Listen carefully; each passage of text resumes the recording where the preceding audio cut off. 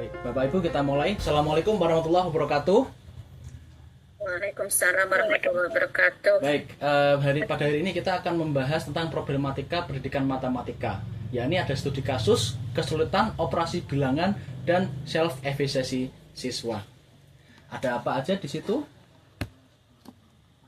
Nah, pertama adalah latar belakang. Ada apa aja di sini? Kegiatan pembelajaran matematika memiliki peran penting dalam membangun dasar berpikir logis, kritis, dan sistematis yang diperlukan dalam kegiatan pembelajaran di sekolah maupun untuk menyelesaikan masalah dalam kehidupan sehari-hari. Kemudian ada lagi, selain memberikan bekal pembelajaran matematika, juga mengkontribusi terhadap pengembangan karakter siswa seperti disiplin, kemudian disiplin, tekun, dan jujur dalam proses pemecahan masalah. Dan ada lagi di sini, menurut para ahli, ada apa saja? Pemecahan masalah matematik melatih solusi inovatif original. Itu menurut Sawyer 2012. Kemudian ada lagi di sini, siswa akan merasa semakin percaya diri jika mereka dapat menemukan sendiri penyelesaian soal yang diberikan oleh guru. Kemudian ada lagi, pemecahan masalah adalah proses yang membutuhkan kognitif tingkat tinggi dan memang diperlukan dalam kemampuan pemecahan masalah. Dan yang terakhir adalah self efficiency atau keyakinan diri penting untuk keberhasilan belajar matematika menurut Ayatollah dan ADDJ tahun 2009. Kemudian di sini, nah, kita akan objek. Kita akan mengatai objek. Objeknya ada apa aja? Di sini ada salah satu anak les saya. Oke, di sini. Ia namanya adalah Ayasa, kelas 8 SMP. Ini hasil wawancaranya yang saya lakukan pada tanggal 2 April 2026 adalah, ia mengaku bahwa ia masih agak kesulitan dalam mengoperasikan dasar matematika, tambah, kurang, kali, dan bagi. Karena pada saat kelas 3 sampai 4 SD hanya belajar di rumah saja. Padahal di tingkat kelas tersebut baru diperkenalkan operasi perkalian dan pembagian. Ia juga mengaku bahwa seringkali ia kurang percaya diri, merasa cemas ketika ia salah menghitung dalam mengerjakan soal. Dan disebutkan lagi, Ayasa adalah salah satu anak bungsu dari 3 bersaudara. Ia mengaku bahwa ia adalah anak yang manja, karena jarak dia dengan kedua kakaknya terpaut cukup jauh, 16 tahun dengan kakak pertama dan 12 tahun dengan kakak kedua. Ia seringkali kurang diberikan ruang untuk mencoba hal baru atau mengambil resiko. Kemudian untuk belajar materi sekolah, ia mengaku hampir tidak pernah didampingi oleh orang tuanya, karena background orang tuanya adalah orang-orang yang memiliki cukup banyak kegiatan di luar rumah. Di sisi lain, ia juga merasa sangat kesulitan dalam memahami matematika, sehingga terkhususnya pada saat belajar matematika, ia tidak mempunyai pendampingan saat belajar matematika. Jadi, ia mengaku dia adalah anak yang cukup manja dan cukup jauh juga sama kakaknya, itu jaraknya 16 tahun dan 12 tahun, dan orang tuanya adalah orang-orang yang sibuk. Ayahnya itu adalah seorang teknik sipil, ya, dan ibunya itu seorang bidan, seperti itu. Jadi memang orang-orang sibuk seperti itu dan kurang mendampingi anaknya ini. Nah, ini saya kasih contoh. Ini adalah salah satu soal aljabar kelas 8. Ini yang ada di bukunya. Yang ada di bukunya dia. 7x tambah 10 sama dengan, di sini ada sama dengannya harusnya. 2x min 20 adalah berapa? Ya, ini ada sama dengan x sama dengan min 5, x sama dengan ini min 6, dan x sama dengan 6, seperti itu. Tapi jawaban dia adalah seperti ini. 7x tambah 10 sama dengan 2x min 20, dan bisa dilihat sendiri, itu jawabannya seperti itu. Maka saya pada waktu melihat ini kok agak kaget juga. Kok seperti ini jawabannya, seperti itu. Nah, kemudian saya coba menurunkan level soalnya. Ini saya memberikan soal seperti ini. Penjumlahan dan pengurangan pecahan. Ini adalah soal kelas 4 sampai 5 SD, tetapi bisa dilihat di sini itu dia masih agak kesulitan dalam mengoperasikan itu. Nah, di sini nomor 3 sama 4 juga sama seperti itu. Ia masih kesulitan juga dalam mengoperasikan memecahkan masalah pada soal ini. Nah, Bahkan di tingkat soal kelas 4 sampai 5 SD ia masih kesulitan. Di sini kita lihat identifikasi masalah utama. Ada apa aja? Yang pertama, kemampuan pemecahan masalah matematis siswa itu masih rendah. Yang kedua, walaupun sudah 6 tahun berlalu, dampak pandemi COVID-19 masih terasa hingga sekarang. Karena saat itu koneksi internet masih kurang mendukung. Serta hasil belajar online lebih rendah dari pembelajaran tatap muka. Itu menurut Contreras 2021. Nah, karena matematika bersifat abstrak, maka cukup sulit untuk dipahami. Dan kemudian yang keempat, penggunaan bahasa aljabar dan penggunaan konsep variabel biasanya dapat menimbulkan hambatan yang cukup signifikan bagi siswa.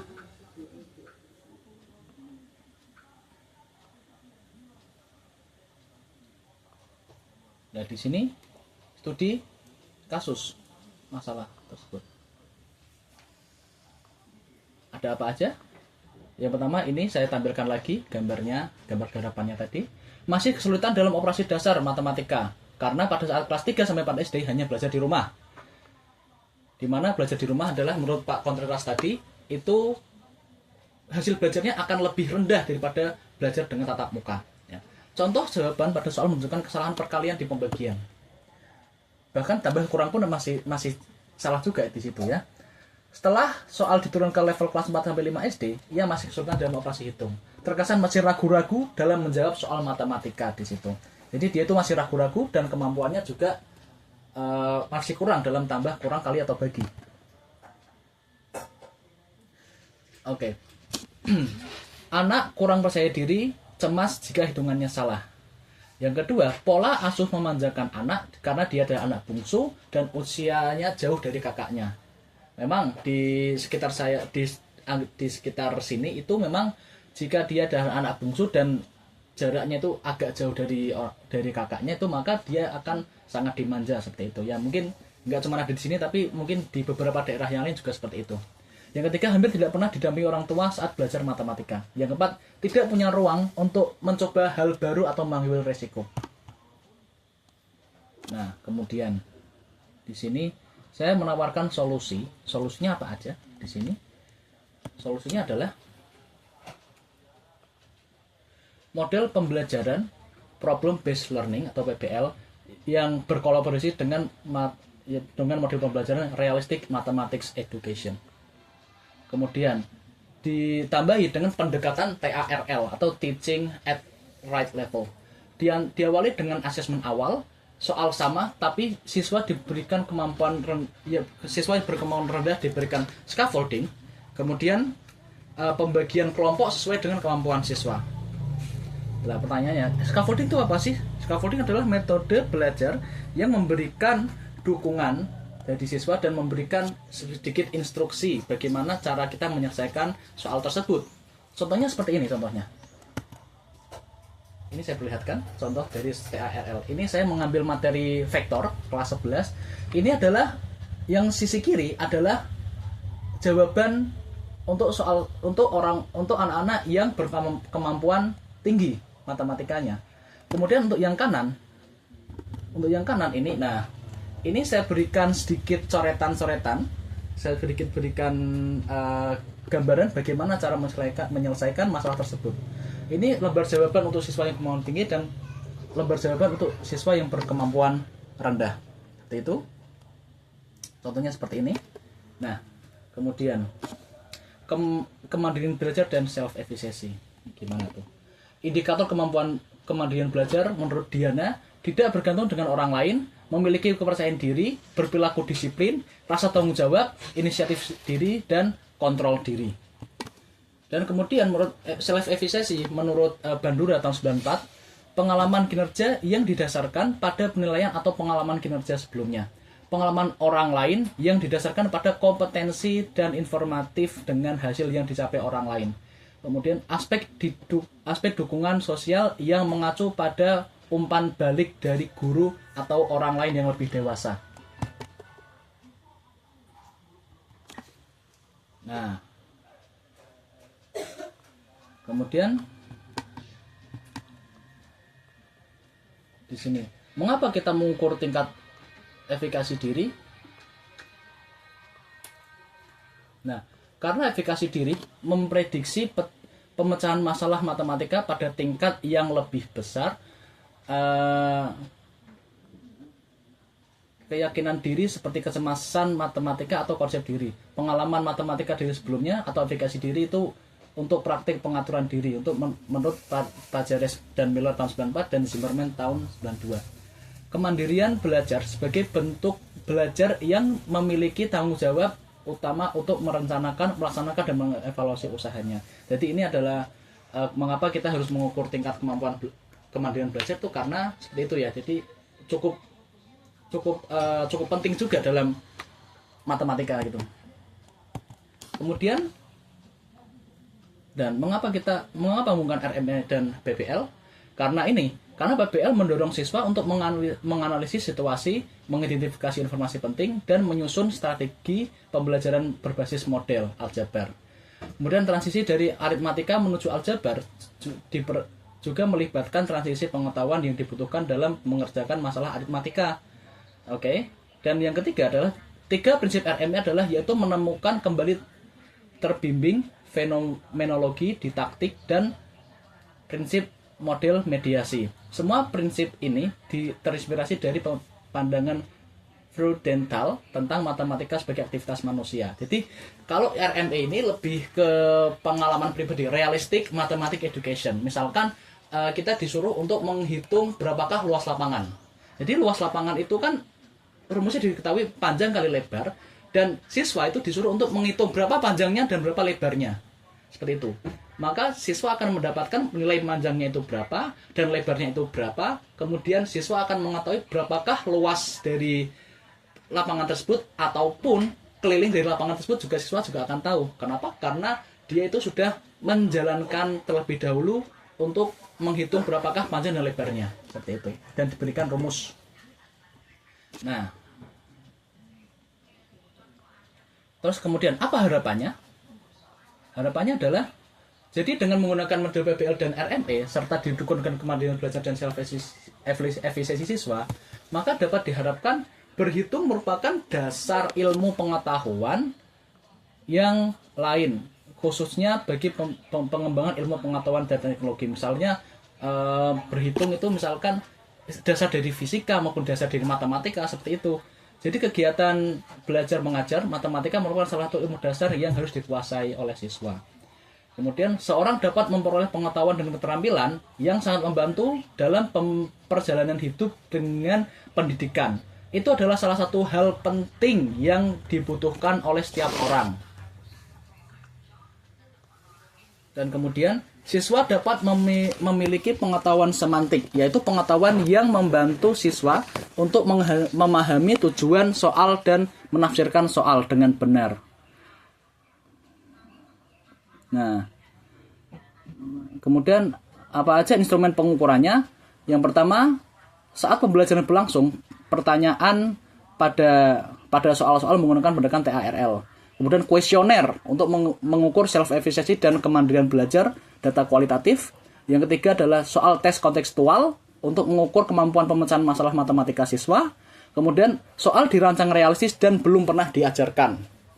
Maka kita akan bisa mengukurnya secara detail dan secara itu data kuantitatifnya seperti itu.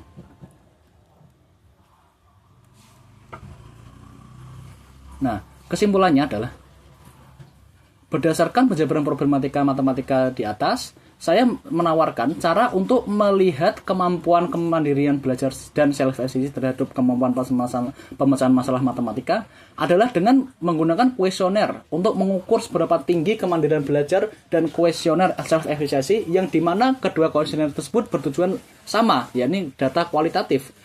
Pembelajaran menggunakan model PBL serta RME yang akan disajikan dengan pertanyaan dengan topik aljabar dengan pendekatan TARL.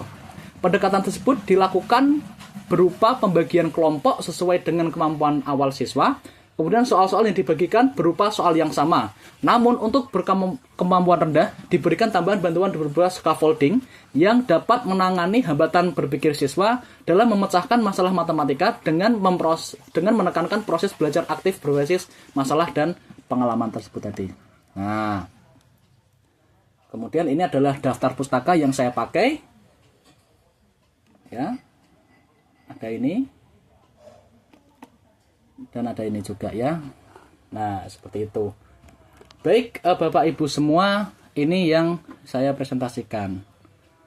Oke, sebelumnya ada yang mau ditanyakan dari Bapak Ibu yang ada di sini? Izin Mas Nabil. Baik, Bu Harlina. Oke, baik. Insya Allah. Kalau menurut saya itu studi kasus yang sangat-sangat realistis ya Mas Nabil ya. Iya, Bu. Karena saya juga mengalami banyak siswa yang seperti itu gitu. Baik, sebelumnya Assalamualaikum warahmatullahi wabarakatuh. Ya, Waalaikumsalam warahmatullahi wabarakatuh. Waalaikumsalam warahmatullahi wabarakatuh. Nah, emang permasalahan kita sebagai guru sekarang itu ya yang pertama itu sampai sekarang kebetulan saya ngajar SMP, kemampuan dasar anak-anak kita itu emang sangat rendah gitu. Ya, udah kelas 9 SMP tapi perkalian sampai 10 masih belum bisa gitu. Nah, itu juga saya alami sama anak saya sendiri, Mas Nabil. Ya, Bu. Jadi permasalahannya bukan karena COVID aja kalau menurut saya. Mungkin tergantung di mana SD-nya mungkin, karena yang terjadi di anak saya kebetulan kami itu pindah-pindah dari Padang kemudian ke Sukabumi gitu. Kemudian dapat sekolah yang waktu itu kelas 4, sebenarnya itu kelas 4 itu kan materi yang sangat fundamental bagi anak-anak. Betul, ya. Bu, betul. Udah masuk KPK, perkalian, pembagian gitu. Nah, kebetulan dapat gurunya yang emang tidak pernah membahas, cuman guru tergantung pada LKS gitu ya. Jadi sampai di sekolah anak disuruh ngerjain LKS dan selama setahun itu LKS tidak pernah diperiksa. Yang penting anak pergi sekolah dapat materi matematika. Ya itu yang saya dapatkan. Kemudian kelas 5-nya saya pindahkan lagi sekolahnya. Alhamdulillah dapat guru yang aktif. Kemudian pas naik kelas 6 dapat guru lagi yang gimana ya, pernah kami waktu itu debat, gurunya sendiri konsep kabatakunya masih belum paham kayaknya. Jadi itu bagaimana mengajarkan ke anak-anak bisa konsep kabataku kalau gurunya sendiri nggak paham gitu. Jadi permasalahannya kalau menurut saya yang pertama dari COVID-19-nya itu sangat berpengaruh kepada siswa. Yang pertama itu dari COVID-19 siswa lebih banyak screen time-nya karena orang tua biasanya karena anak mau belajar online, orang tua dari awal sudah memfasilitasi anak dengan gadget dan lain-lainnya sehingga dipakai untuk belajar 1-2 jam, selebihnya anak-anak dibebaskan. Biasanya yang kasus yang saya lihat di siswa saya seperti itu. Ada nggak belajar di rumah? Jadi waktu anak-anak lebih banyak untuk gadget gitu ya. Kemudian yang kedua itu benar, emang perhatian pendidikan itu sangat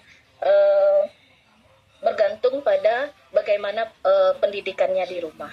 Jadi kalau ada kolaborasi yang baik antara orang tua dengan sekolah, insya Allah itu tuh pasti akan terjadi. Walaupun nanti anaknya kurang konsep di sekolah, tapi kalau orang tua nggak ada waktu untuk ngajar, seharusnya dilesin atau dipanggilkan guru privat dan itu sangat membantu sekali. Nah, pertanyaan saya Mas Nabil mengenai efficacy ya, efficacy siswa. Nah,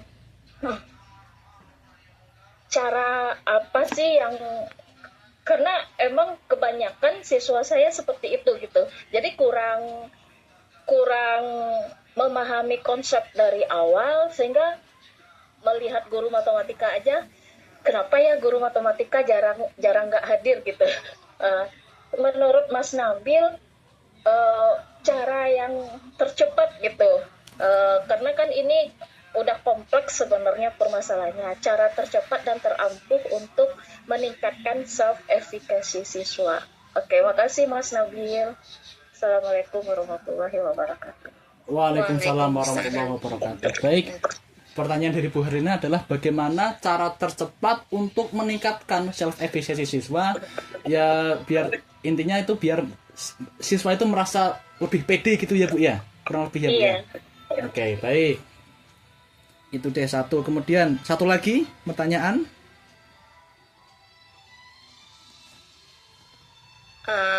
Baik Mas Bu Nani, Nabil, baik. Nani mau coba bertanya. Ya, terima kasih atas waktunya. Assalamualaikum warahmatullahi wabarakatuh. Waalaikumsalam warahmatullahi wabarakatuh. Paparan Mas Nabil adalah luar biasa. Itu adalah salah bentuk solusi untuk memang untuk anak-anak yang punya problematik ya Mas di dasar menghitung. Nggih, Bu, betul. Tambah, kurang, dan kali. Memang itu terjadi di hari ini bahwa anak-anak kita, jangankan di SMP, yang seperti nah, SMA pun masih sulit untuk memegang perkalian yang dasar begitu maksudnya.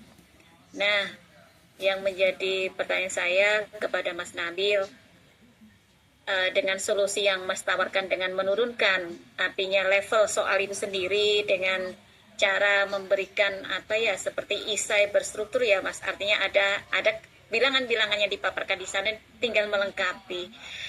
Apakah dengan cara ini harapannya nanti memang kalau dilihat tinggal kembali lagi ya Mas Nabil, kalau dengan yang kita rencanakan insya Allah itu bisa berhasil. Tapi kembali lagi kepada yang tadi disampaikan bahwa pendidikan itu tidak hanya guru yang punya tanggung jawab di sekolah, tetapi adalah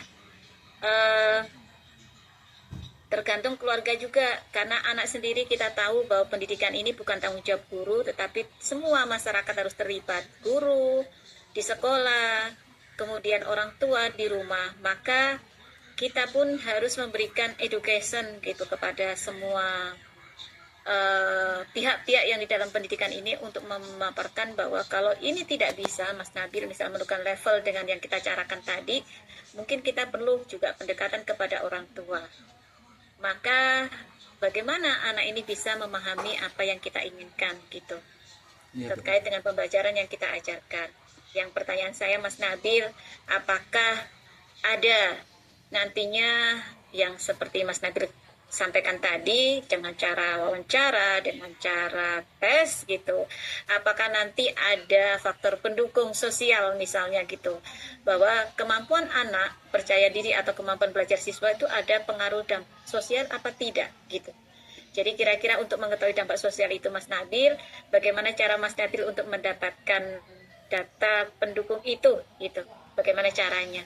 Itu aja Mas Nabil yang baik. saya sampaikan. Terima kasih Bu Nani. Terima kasih atas waktunya. Assalamualaikum warahmatullahi wabarakatuh. Waalaikumsalam warahmatullahi wabarakatuh. Berarti inti dari pertanyaan Bu Nani adalah apakah ada faktor sosial yang mempengaruhi siswa tersebut gitu ya Bu ya, dalam kemandiri kepedeannya itu ya. Kemampuannya dalam berhitung. Oke, kemampuannya juga ya. Iya. Baik, yang pertama saya coba akan menjawab pertanyaan dari Bu Herlina seperti dahulu. Baik, apa sih cara yang membuat anak itu menjadi pede, itu cara tercepatnya itu bagaimana sebetulnya? Kalau ya baik, mungkin saya belum berpengalaman langsung mengajar di sekolahan. Terakhir kali saya mengajar di sekolahan pun waktu itu saya PPG, dan PPG itu pun saya terakhir kali PPG itu PPG itu adalah di bulan Mei tahun kemarin, jadi setahun yang lalu. Tetapi saya biasanya itu adalah ngelesi, biasanya itu bekerja di bimbel, dan biasanya saya itu kedua sama anak-anak les seperti itu. Ketika saya menemui anak-anak yang mempunyai rasa percaya diri yang rendah atau kemampuan yang rendah, itu biasanya saya itu mendekatinya secara personal. Misalkan ada salah satu anak yang sebenarnya itu dia itu suka sama bola, dan saya merasa anak ini kok di matematika kurang seperti itu dan PD-nya kok kurang. Nah, saya mendekati secara personal, misalkan, tadi malam itu Liverpool pernah nggak ya? Nah, tadi malam itu gimana itu kok golnya seperti itu gitu. Nah, kita coba ngomongin apa yang dia mau. Kita coba ngomongin apa yang dia sukai gitu. Misalkan di bola atau bahkan ada yang suka musik atau bahkan ada yang suka olahraga, misalkan olahraga renang kah atau bagaimana. Nah, itu saya coba mendekatinya secara personal dulu. Ketika kami sudah klik seperti itu, sudah saling sudah ya biasanya saya juga chatan juga, biasanya tanya kabar atau tanya apalah, kadang mendekatinya secara personal, intinya seperti itu. Nah, seperti itu maka insya Allah kita akan lebih didengar dalam kita menyampaikan materi. Oke, mungkin untuk fundamental dari matematika, dari tambah kurang kali bagi itu masih kurang, tapi coba kita mencoba untuk mendekatinya dulu, kemudian kita coba untuk memasukkan materinya ke dia, mungkin kita lebih bisa diterima, walaupun itu tidak secara sempurna seperti itu, Bu Harlina. Tetapi kalau memang dengan banyak siswa ya mungkin ada cara lain yang lebih efektif, tapi untuk pengalaman saya pribadi itu ketika saya menemui anak les yang seperti itu, maka saya akan mendekati secara personal, kemudian saya coba akan memasukkan bagaimana materi-materinya itu ke pembelajaran setiap hari, ke pembelajaran seperti itu, Bu. Oke, baik Mas Nabil, berarti intinya kita membangun bonding dulu ya sama siswanya gitu. Ya, kurang lebih seperti itu, Bu. Kalau di sekolah dengan siswanya yang kompleks yang banyak gitu, apa cara seperti itu masih bisa efektif atau? Ya, itu bagaimana ya? Itu kalau misalkan itu secara pengalaman pribadi ya, Bu ya, karena saya sendiri memang belum pernah real jadi guru ya, Bu ya. Saya kalau anak les itu kan berarti sekelas itu paling anak 10 orang atau 15 orang paling banyak seperti itu. Jadi kan kadang saya menemui anak-anak yang bukan ya, berarti istilahnya kayak dia itu ada khususnya di sana gitu loh, Bu. Dia sukanya di sana, maka saya akan mengarahnya ke sana. Saya kadang juga ngomongin musik, kadang saya juga ngomongin olahraga, bahkan ada juga yang anaknya itu suka balap, juga saya juga ngomongin balap, bahkan seperti itu, Bu. Oke, baik, makasih Mas Nabil. Baik, terima kasih sama-sama Bu Harlina. Kemudian untuk Bu Nani, solusi apakah yang mempengaruhi maksudnya mempengaruhi faktor sosial begitu ya, Bu ya? Ya, karena itu mungkin tidak lepas dari itu. Gitu. Lebih ke ini sih, Bu. Lebih ke coba anak itu diberikan ruang lebih untuk bereksplorasi diri. Jadi coba berikan dia ruang untuk coba deh kamu coba kerjakan ini sendiri, coba dengan mandiri. Atau kalau enggak, dia itu berikan ruang, tapi kita mendampinginya. Dia berikan dia ruang, tapi kita tetap mendampinginya. Ya, lepaskan dia, tapi jangan dilepas seperti itu, Bu. Tapi kita tetap mendampinginya dari jauh begitulah. Misalkan dia kok buat kesalahan, harusnya beloknya ke kanan, kok dia beloknya mulai cenderung ke kiri, maka kita nak tolong kita beloknya ke kanan, jangan ke kiri nak gitu. Jadi kita ngasih tahu seperti itu, Bu, kurang lebih. Atau faktor sosial ya. Berarti faktor sosial mesti di masyarakat gitu, Bu? Atau gimana, Bu? Iya, tentunya sosial itu kan hubungan siswa dengan siswa, hubungan siswa dengan orang tua, hubungan siswa dengan guru gitu, maksud Mas. Itu adalah faktor-faktor sosial. Nah, seperti yang pernah saya sampaikan, metode transformatif itu salah satunya adalah ingin mengkaji dampak sosial yang ditimbulkan dari problem yang ada atau yang mengikuti daripada problem yang ada. Jadi untuk membangun, ini saran ya Mas Nabil ya. Untuk membangun kemandirian siswa itu memang iya kita perlu tahu ruang sosial dia gitu. Yang seperti Mas Nabil sampaikan tadi, kalau suka bola itu salah satu bentuk adalah dia punya pribadi senang di sana. Itu kita masuki adalah mudah.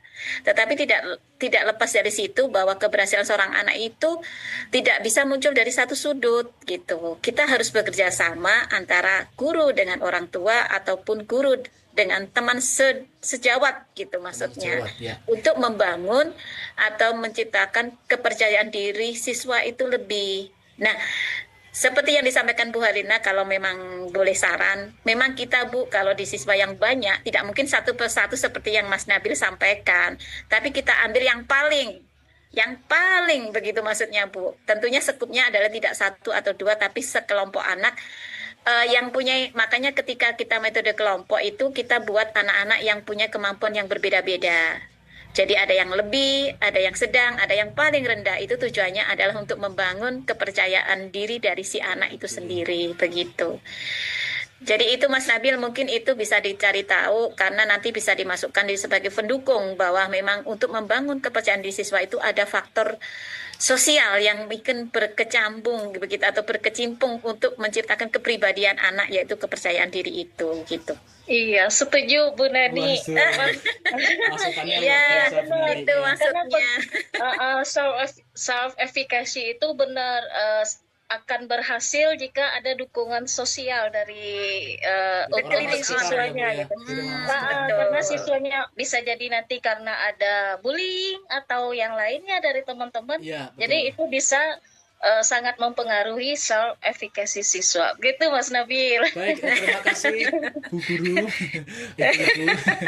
Ya ini kan mungkin Ibu Harlina sama Bu Nani jauh lebih berpengalaman daripada saya ya. Ya di sini Enggak juga di sini- lah. Kita di sini sama-sama ya, belajar. apa ya, Itu kita dari pengalaman sebagai- masing-masing. kita Ya. sebagai tenaga pendidik ya kita harus, ini adalah tugas kita masing-masing. Ini adalah tugas kita bareng-bareng. Jadi kita sebagai tenaga pendidik maka harus bagaimana cara kita mendidik anak tersebut, bukan cuma prestasi saja, tapi kemandirian dan kepedean tadi juga kita harus bisa menanamkan itu di diri anak masing-masing, seperti itu ya Bu ya. Ya, bedakan Wow. mengajar dengan mendidik ya Mas. Mengajar dan Ya, mendidik betul, adalah Bu. tugas guru gitu. Mengajar adalah tidak bisa menjadi bisa. Mendidik itu lebih berat. Mendidik lebih berat, betul sekali Bu. Iya betul. Baik. Berupa karakter siswa gitu. Baik, Bapak Ibu semua, di sini mungkin saya cukupkan. Terima kasih untuk pertemuan kita pada pagi hari ini, dan itu saja mungkin yang bisa saya sampaikan Bapak Ibu semua. Yang terakhir adalah thank you atau terima kasih semuanya. Baik, untuk sisi saya mungkin saya tutup. Terima kasih semuanya atas perhatiannya dan atas atensinya. Wassalamualaikum warahmatullahi wabarakatuh. Waalaikumsalam warahmatullahi wabarakatuh.